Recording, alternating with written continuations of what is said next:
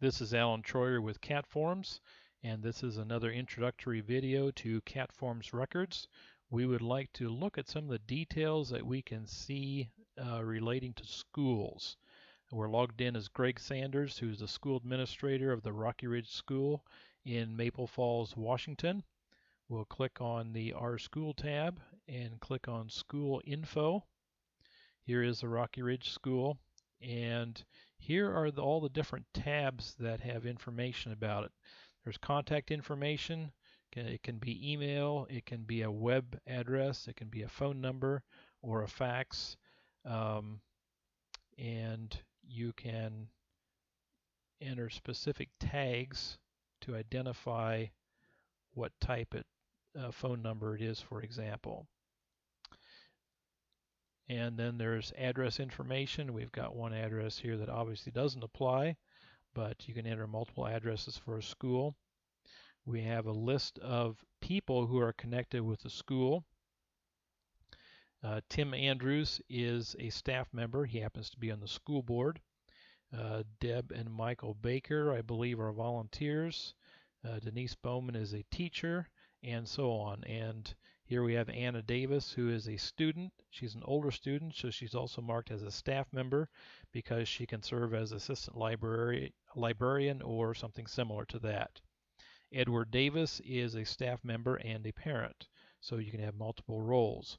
In this case, we have a school administrator logged in. The admin column is not visible for principals and teachers, but here he can see that. And if we go down to Greg Sanders, we notice that he is checked off as a school administrator, and there can be multiple administrators. Here are families connected with the school. They can be checked off if they pay tuition.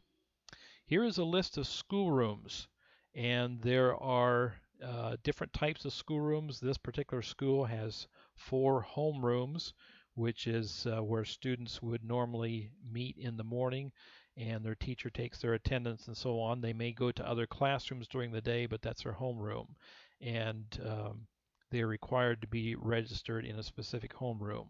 There are other classrooms and so on available as well. There are events for schools. Here is a planning meeting. We can add another school event. Let's choose choose a problem here. Let's say a tractor accident. And the start date is 01/02/1985, for example, and we'll save that. Here is a list of school courses. These are academic courses that a school has available. Here's a list of conduct items.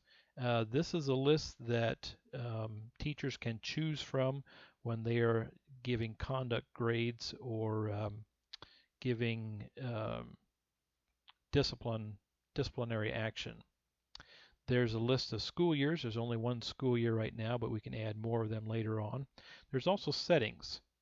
Some of this has to do with score entry and default number of reporting periods, whether there's 4 quarters or 6 marking periods, the default curriculum, and a few things like that.